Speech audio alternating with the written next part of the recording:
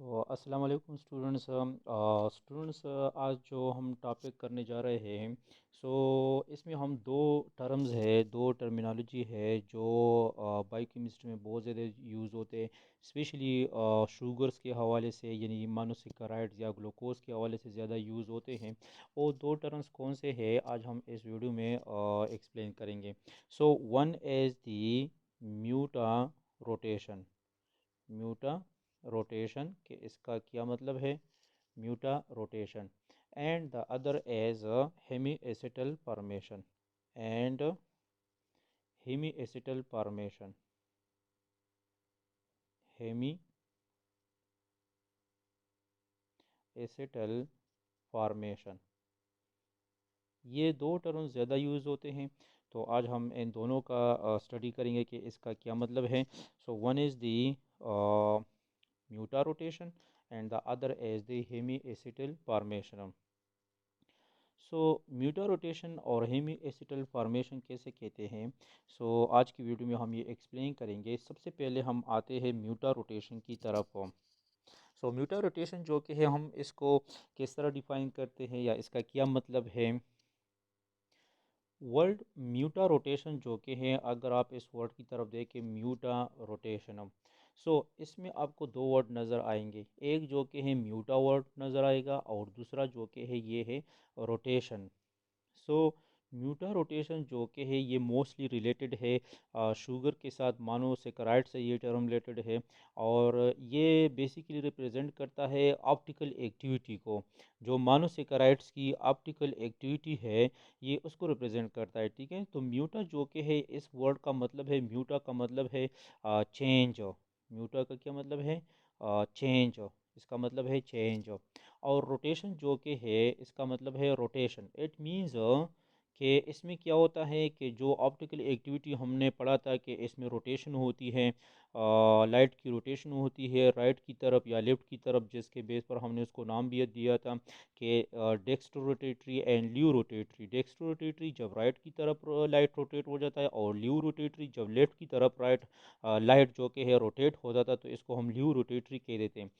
It means कि जब monosaccharides की इस तरह के रोटेशन में अगर चेंज आता है, तो इसको कहते हैं म्यूटा रोटेशन।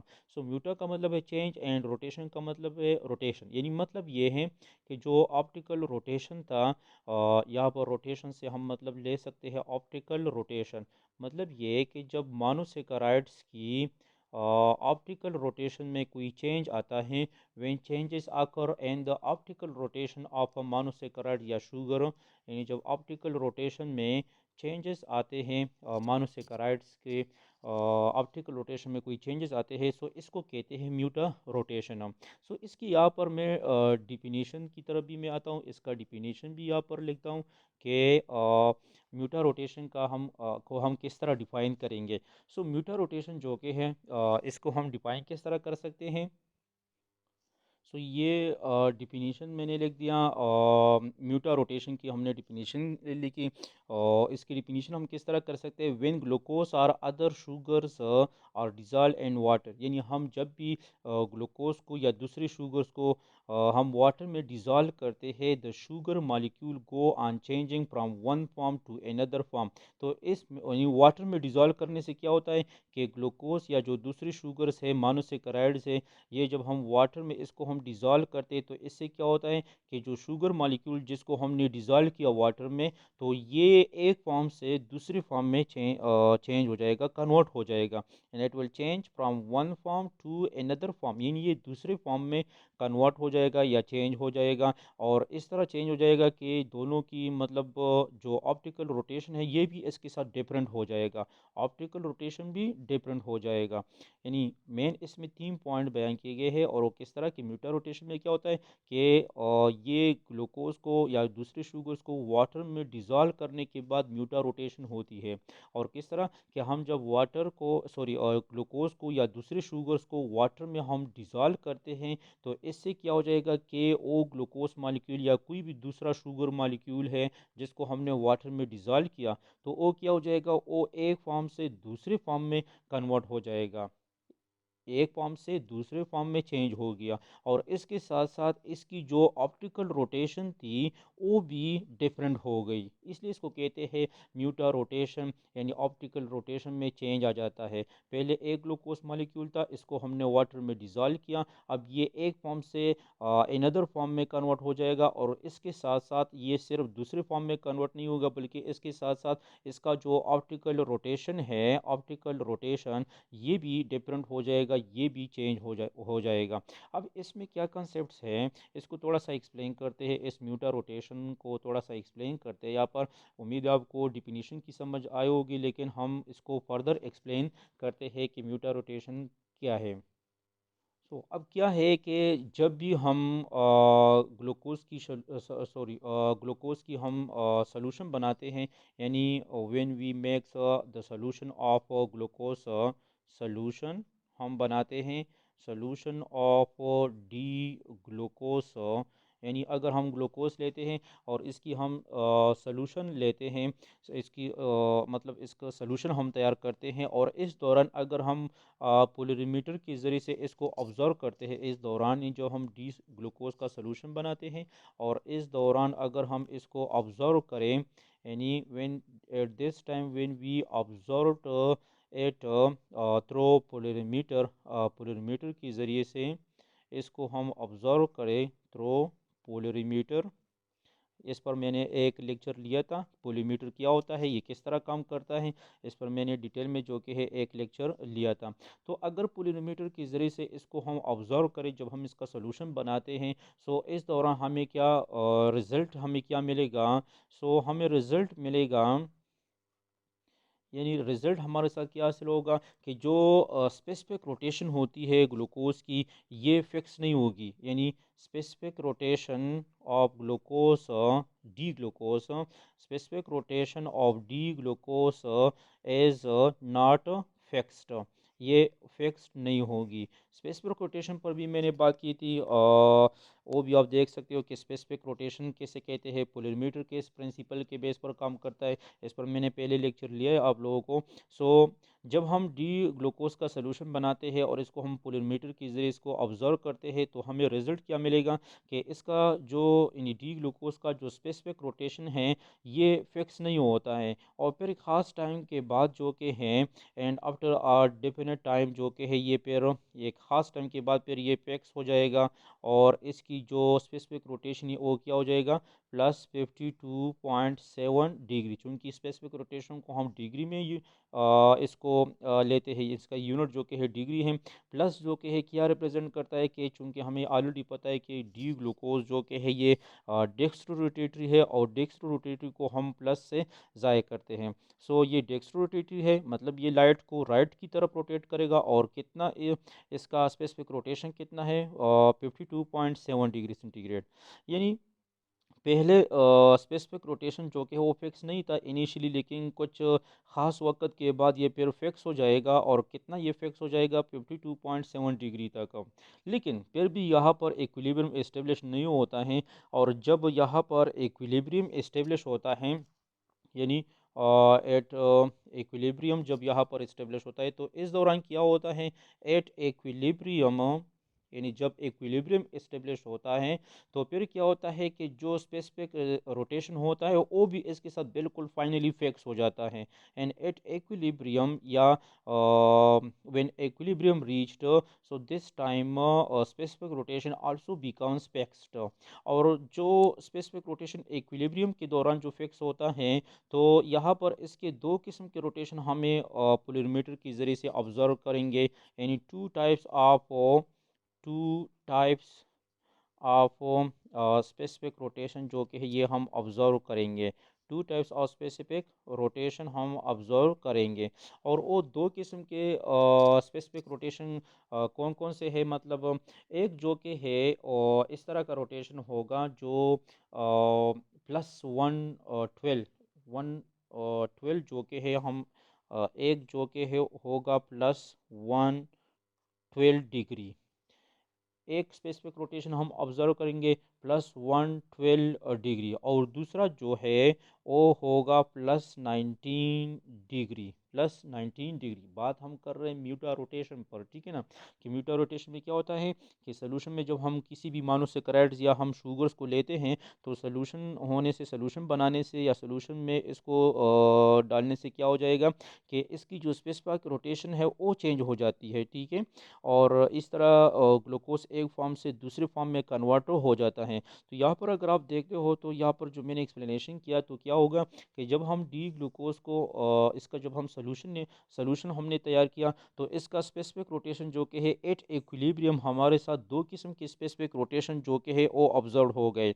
एक +112 डिग्री और दूसरा जो कि है +19 डिग्री जो कि है ये ऑब्जर्व हो गया। अब अगर आप यहाँ पर दोनों वीडियोस को गौर से देखें, तो इनमें दोनों के साथ प्लस लगा हुआ है, ठीक है ना। मतलब ये कि जो लाइट की डायरेक्शन है वो चेंज नहीं हुआ है, ठीक है ना। दोनों राइट साइड की तरफ रोटेट हुआ है, दोनों का लाइट जो कि राइट साइड की तरफ रोटेट हुआ है, मतलब राइट की तरफ, यानी दोनों डेक्स्ट्रो रोटेटरी। ये हमें पता है कि डी ग्लूकोज जो कि है ये डेक्स्ट्रो रोटेटरी है, ठीक है। ये क्या है, डेक्स्ट्रो रोटेटरी शुगर है, ठीक है। तो चूंकि डी शुगर डेक्स्ट्रो रोटेटरी है, इसलिए यहाँ पर दोनों जो कि है प्लस है, दोनों डेस्क्टो रोटेटरी है, ठीक है ना। लेकिन वैल्यू डिफरेंट है, एक 112 है और दूसरा जो कि है 19 है, 19 डिग्री, ठीक है। ये पॉइंट नहीं है, ये यहाँ पर लगे हम, ठीक है। 19 डिग्री, 19 डिग्री है, ठीक है। सो और इसके साथ हमने ये भी नोट किया कि जो सॉल्यूशन है उसका तकरीबन 1/3 जो कि है, 1/3 जो कि है, 1/3 जो कि है, ये 1/3 ऑफ ग्लूकोज जो कि हैं, ये 112 डिग्री से वर्ल्ड सॉरी 112 डिग्री जो कि है ऑब्जर्व हो गया। 1/3 ऑफ ग्लूकोज जो कि है, 1/3 ऑफ ग्लूकोज जो कि है, ये 112 था। और 19 जो डिग्री ऑब्जर्व हुआ था, ये 2/3 ऑफ ग्लूकोज जो के हैं, ये 19 डिग्री ऑब्जर्व हो गया था। यानी 1/3 ऑफ ग्लूकोज इज ऑब्जर्व, इसकी रोटेशन जो ऑब्जर्व हो गई थी वो 112 है, और 2/3 ग्लूकोज का जो कि 19 डिग्री ऑब्जर्व हो गया था। सो यहाँ पर जो कि है कंसेप्ट जाता है, जो एनोमर हमने पढ़े थे, असल में सोल्यूशन में डालने से क्या होता है कि रिंग स्ट्रक्चर बनता है, हम आगे पढ़ेंगे। और इसमें अल्फ़ा और बीटा जो एनोमर्स है उसका कंसेप्ट यहाँ पर आ जाता है, ठीक है। यानी जो 1/3 ऑफ ग्लूकोज है, ये ग्लूकोज का, डी ग्लूकोज का जो अल्फ़ा डी ग्लूकोज है, असल में ये अल्फ़ा डी ग्लूकोज है, ठीक है ना। 1/3 जिसका रोटेशन कितना ऑब्जर्व हुआ था, 112 डिग्री। और जो 2/3 ऑफ ग्लूकोज है जिसका रोटेशन 19 डिग्री ऑब्जर्व हो गया था, ये असल में बीटा डी ग्लूकोज है। यानी दोनों जो के है, डी ग्लूकोज तो दोनों हैं, लेकिन इसमें नया टर्म जो आ गया, ये अल्फ़ा एंड बीटा। असल में अल्फ़ा और बीटा ये दो एनोमर्स है एक दूसरे के। और ये एनोमर्स कब बन जाते हैं, जब हम किसी शुगर को, चाहे ग्लूकोज हो, कोई भी शुगर हो, जब हम इसको सोल्यूशन में डालते हैं, तो इसके अल्फ़ा और बीटा एनोमर्स बन जाते हैं, ठीक है। सो और ये किस लिहाज से, ये भी मैंने आपको बताया था, आइसोमेरिज्म एंड मोनोसेक्राइड्स के नाम से मैंने वीडियो जो कि आप लोग के साथ शेयर किया था, जिसमें एनोमर्स मैंने डिटेल में पढ़ा था कि अल्फ़ा और बीटा एनोमर्स में क्या होता है कि जो OH ग्रुप होता है, सिर्फ उस बेस पर जो कि है ये जो कार्बोनाइल कार्बन होता है, कार्बन नंबर 1 ऑफ ग्लूकोज या जो एल्डोस शुगर होते हैं, तो इस बेस पर अल्फा एंड बीटा होते हैं, ठीक है ना। इसमें जो OH की कॉन्फ़िगरेशन है ये डिफरेंट होती है। सो असल में जब हम डी ग्लूकोज को सोल्यूशन में हम डालते हैं, इसका सोल्यूशन हम तैयार करते हैं, तो इस डी ग्लूकोज का 1/3 जो कि है ये अल्फ़ा डी ग्लूकोज में कन्वर्ट हो जाता है, और 2/3 ये कन्वर्ट हो जाता है बीटा डी ग्लूकोज में। जो अल्फ़ा डी ग्लूकोज है, जो 1/3 ऑफ ग्लूकोज बनता है, इसका स्पेसिफिक रोटेशन बन जाता है 112। और जो बीटा डी ग्लूकोज है, जो 2/3 ऑफ ग्लूकोज है, इसका रोटेशन होता है 19 degree.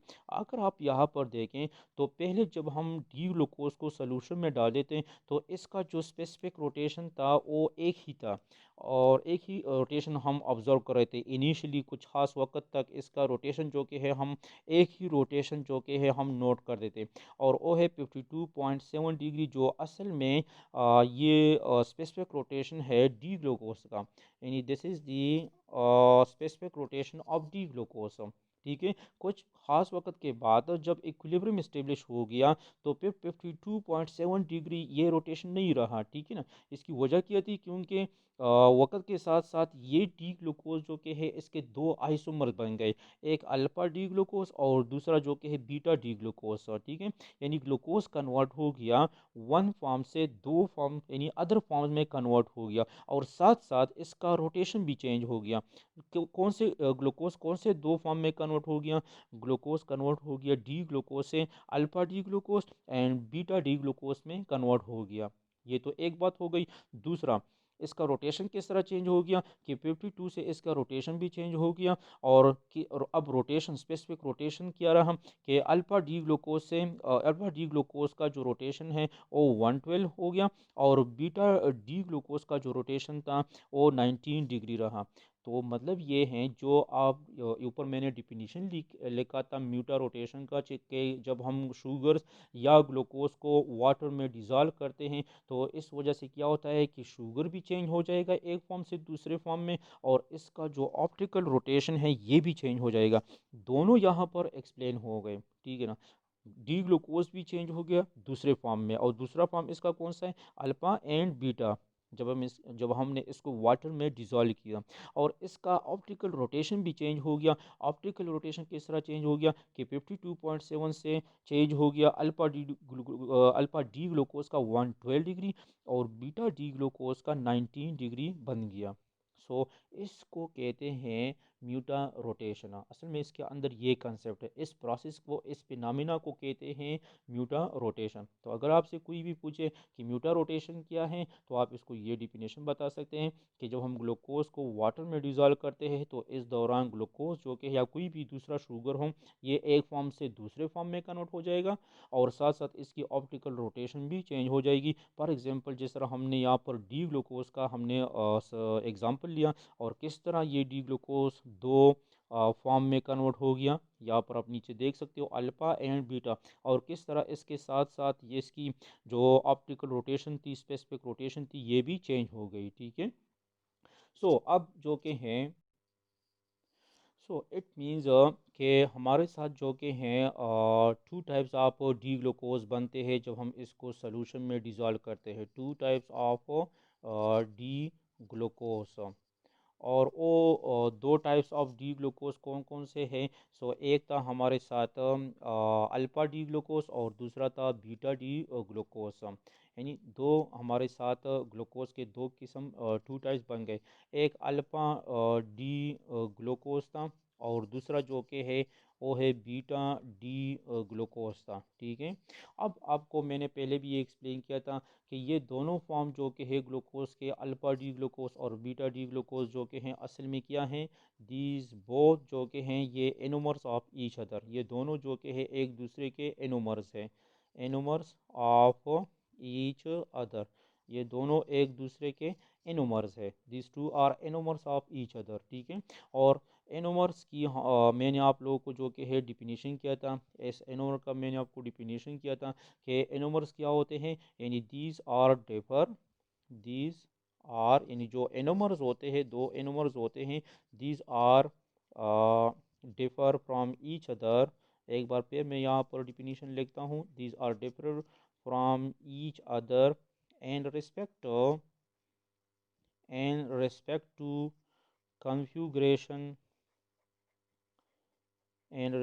configuration of H and OH around कौन सा H and OH, around the carbon number 1, around the carbon number 1, यानी वहाँ पर चूंकि कार्बन नंबर 1 पर डिहाइड ग्रुप होता है या कार्बोनाइल कार्बन होता है, ठीक है ना। असल में ये कार्बन नंबर 1 जो कि है ये कार्बोनाइल कार्बन होता है, यानी कार्बोनाइल कार्बन पर जो OH है या H है इसकी कंफ्यूग्रेशन जो कि हैं ये डिफरेंट होती है। अल्फ़ा और बीटा में क्या होता है, ये जो अल्फ़ा है, अल्फ़ा एंड बीटा, असल में होता क्या है कि ये दोनों जो एक दूसरे से डिफरेंट है, तो किस लिहाज से डिफरेंट है, ये जो कार्बोनाइल कार्बन होता है, जो कार्बन नंबर 1 है इन केस ऑफ ग्लूकोज, तो कार्बन नंबर वन में जो कि हैं कार्बन नंबर वन पर जो एच या ओ एच है इसकी कॉन्फ़िगरेशन डिफरेंट होती है, इसलिए इसको अल्फ़ा एंड बीटा इसको कहते हैं। और किस तरह होता है कि ओ एच जो कि हैं in case of alpha D glucose, यानी ओ एच की configuration in case of alpha D glucose, यानी अल्फा डी ग्लूकोज के केस में क्या होता है, in case of alpha D glucose the O H is on the right side of chain, right side of ring, यानी O H जो के हैं ये राइट साइड पर होता है,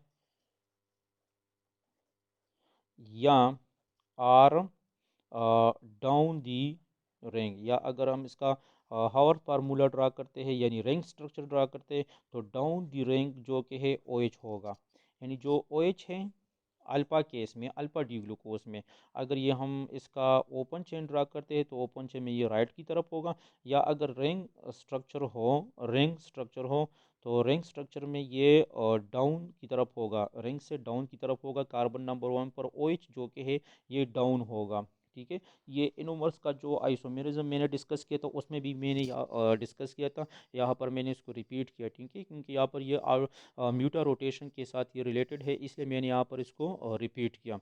इसी तरह इन case of beta D glucose, in case of beta D glucose, so beta D glucose में क्या होता है कि इसमें जो ओ एच होता है, यानी इसमें जो ओ एच होता है, ओ एच जो के हैं ये लेफ्ट साइड की तरफ होता है, अगर हम इसका ओपन चेन स्ट्रक्चर ड्रा करते हैं, और अप द रिंग होता है, या अगर हम इसका रिंग स्ट्रक्चर ड्रा करें तो ये अप होगा। ठीक है, अगर ओपन चेन है तो लेफ्ट की तरफ होगा, और अगर ये रिंग स्ट्रक्चर में है ग्लूकोज का, अगर हम डी ग्लूकोज का यानी बीटा डी ग्लूकोज का अगर हम रिंग स्ट्रक्चर ड्रा करें तो ये रिंग में कार्बन नंबर वन पर ये ओ एच जो के हैं ये अप होगा, ऊपर की तरफ हम लगाएंगे ओ एच को।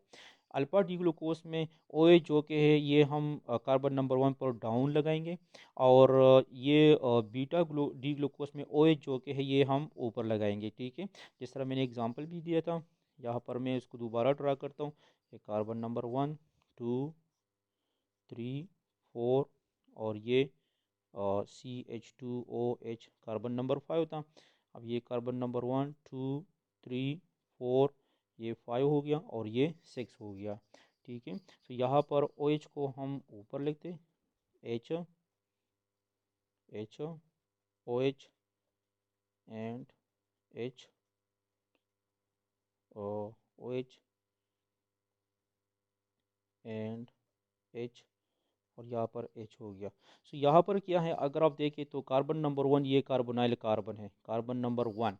ठीक है, ये रिंग स्ट्रक्चर है ग्लूकोज का। अब देखते हैं कि ये अल्फा डी ग्लूकोज है या बीटा डी ग्लूकोज है। तो इसमें जो ओ एच है ये हमने कहा पर ये ऊपर लगाया हुआ है, ठीक है ना, ये रिंग से ऊपर है, कार्बन नंबर वन के ऊपर ये लगा हुआ है। ठीक है, तो ये अब कौन सा है, ये बीटा डी ग्लूकोज हो गया, बीटा डी ग्लूकोज का स्ट्रक्चर है, क्योंकि मैं हमने यहाँ पर देखा और हमने यहाँ पर बयान किया था कि बीटा डी ग्लूकोज में क्या होता है कि जो ओ एच होगा ये रिंग में कार्बन नंबर वन या कार्बोनाइल कार्बन पर अप ये हम लगाएंगे तो ये ओ एच ऊपर है। ठीक है, इस तरह अगर हम इस तरह स्ट्रक्चर ड्रा करें, यही स्ट्रक्चर हम ड्रा करते हैं, यानी ये रिंग स्ट्रक्चर है। ठीक है, ये कार्बन नंबर फाइव, CH2OH, यहाँ पर देखिए carbon number one, two, three, four, five and six. तो यहाँ पर अगर हम ओ एच को नीचे ड्रा करते, एच हो गया, so H, O H and O H, H, H, यहाँ पर एच होने लगा। सो अगर आप यहाँ पर देखें, सो ओ एच जो कि है कार्बन नंबर वन पर जो ओ एच है ये कार्बन के डाउन है, मतलब रिंग से, पूरे रिंग से ये डाउन है, या कार्बन नंबर वन पर ये डाउन की तरफ हमने इसको लगाया हुआ है। सो ओ एच नीचे है, सो इसको कहते हैं alpha D glucose. So this is the structure of alpha D glucose. मतलब ये है कि डी ग्लूकोस की ये जो दो दो आइसोमर्स है जिसको एनोमर्स कहते हैं, सो ये सिर्फ और सिर्फ जो कि है यहाँ पर मैंने डिफिनीशन में लिखा था, ये सिर्फ और सिर्फ OH की कॉन्फ़िगरेशन इसका डिफरेंट होता है कार्बन नंबर 1 पर। यहाँ पर आप देख सकते हो, ठीक है। अगर ये OH रिंग के डाउन साइड पर हो, अब ये डाउन साइड पर है तो इसको कहते हैं, now this is the structure of alpha D glucose, क्योंकि यहाँ पर आप देखें यहाँ पर OH हमने डाउन लगाया हुआ है। और अगर OH जो कि है ये रिंग के अप साइड पर हो, यहाँ जिस तरह यहाँ पर up side, so this is the structure of B beta D glucose का स्ट्रक्चर है। मतलब ये कि जो एनोमर्स होते हैं ये सिर्फ और सिर्फ OH की कॉन्फ़िगरेशन के बेस पर डिफरेंट होते हैं, ठीक है। और इस कार्बन नंबर 1 को एनोमेरिक कार्बन एटम कहते हैं। This carbon of the carbonyl group is called anomeric carbon, इसको एनोमेरिक कार्बन कहते हैं। और ये दो आइसोमर जो कि है इसको हम एनोमेरिक आइसोमर्स भी कहते हैं इसको, और शॉर्टकट हम इसको एनोमर्स भी कहते हैं। सो उम्मीद है आपको जो कि है ये डी ग्लूकोज के जो दो टाइप से दो एनोमर्स है इसकी भी आप लोगों को समझ आई होगी, ठीक है। मतलब ये कि जब हम ग्लूकोज को डी ग्लूकोज को सोल्यूशन इसका हम तैयार करते हैं या इसको हम वाटर में डिज़ोल्व करते हैं तो डी ग्लूकोज कन्वर्ट हो जाता है यानी एक फॉर्म से दूसरे फॉर्म में, और वो दूसरा फॉर्म इसका कौन सा है, अल्फ़ा और बी फॉर्म है।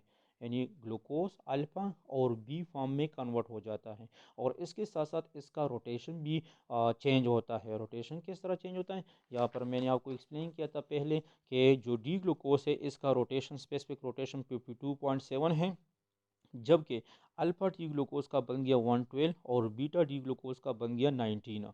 और इसके साथ साथ आप ये बात भी जहन में याद रखें कि जो अल्फा डी ग्लूकोज है इसका 1/3 ऑफ ग्लूकोज ये अल्फा होता है, और 2/3 ऑफ ग्लूकोज ये बीटा डी ग्लूकोज है। ये इसका मतलब ये है कि अगर हम ग्लूकोज को 3 हिस्सों में डिवाइड करें तो इसका एक हिस्सा जो कि है ये अल्फा डी ग्लूकोज होगा, और इसके बाकी 2 हिस्से जो कि है ये बीटा डी ग्लूकोज होंगे, ठीक है।